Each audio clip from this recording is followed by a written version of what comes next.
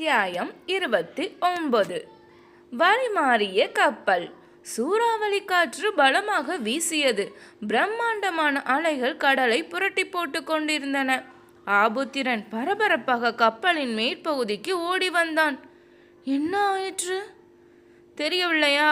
கடல் கொந்தளிக்கிறது. இன்னும் சிறிது நேரம் நிலைமை இப்படியே நீடித்தால் நம்முடைய கப்பல் உடைந்து சிதறிவிடும். அது மட்டுமல்ல, காற்று கண்டபடி சுழன்று அடிப்பதால் நாம் இப்போது சாவ தீவை நோக்கி செல்லவில்லை, வேறு பக்கமாக திசை மாறி போய்க் கொண்டிருக்கிறோம். அப்படியா? இப்பொழுது என்ன செய்ய போகிறார்கள் தெரியவில்லையே.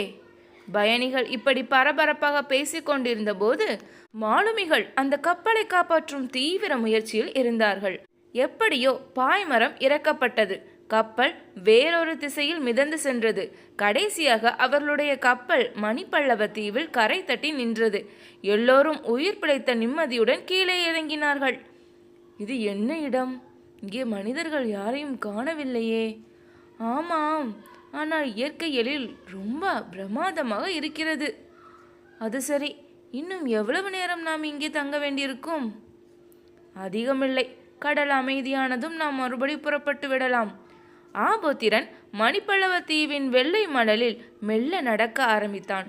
சுற்றிலும் ஆள் அரவமில்லாத போதும் அங்கிருந்த இயற்கை காட்சிகள் அவனுடைய மனதை கொள்ளை கொண்டன. எல்லாவற்றையும் நிதானமாக பார்த்தபடி சுற்றி வந்தான். அதே நேரம் அங்கே கடலின் சீற்றம் குறைந்திருந்தது. அலைகள் வேகம் தணிந்து மெதுவாக தாளாட்ட ஆரம்பித்திருந்தன.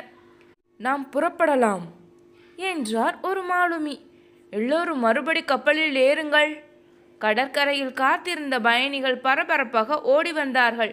ஒவ்வொருவராக கப்பலில் ஏறிக்கொண்டார்கள். எல்லோரும் வந்துவிட்டார்களா? இன்னும் யாராவது வர வேண்டுமா?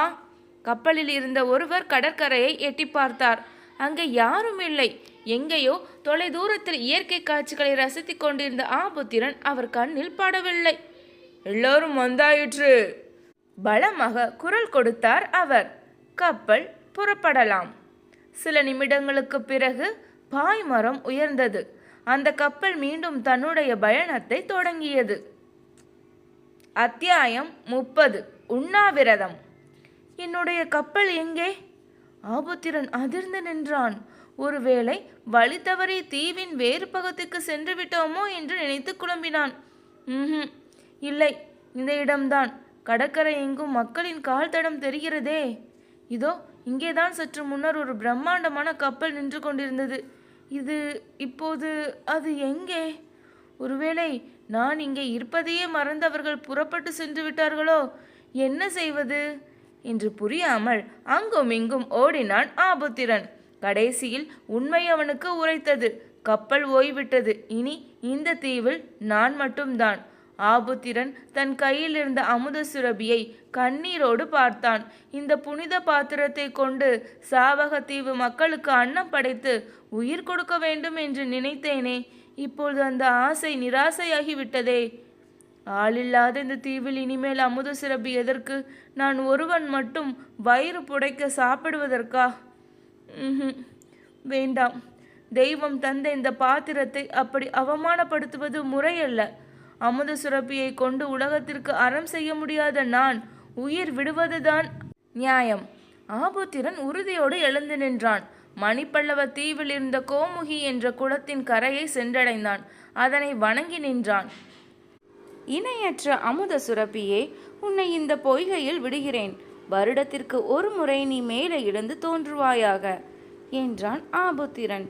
நீ எப்போதும் நல்ல தர்ம சிந்தனை உள்ளவர்களின் கைகளை சென்று சேர வேண்டும். எல்லோருக்கும் பயன்பட வேண்டும். இப்படி சொன்ன ஆபுத்திரன் அமுத சுரப்பியை குளத்தில் விட்டான். பிறகு அங்கேயே உண்ணாவிரதம் உட்கார்ந்தான். அப்போது அரவணடிகள் அங்கே தோன்றினார். மகனே, நீ ஏன் உயிர் துறக்க தீர்மானித்து விட்டாய்? உனக்கு என்ன துன்பம் வந்தது என்று அன்போடு கேட்டார். ஆபுத்திரன் அவரிடம் தன்னுடைய கதையை விளக்கிச் சொன்னான். யாருக்கும் பயன்படாத இந்த உடலை வைத்துக்கொண்டு இனிமேல் நான் என்ன செய்ய முடியும் முனிவரே?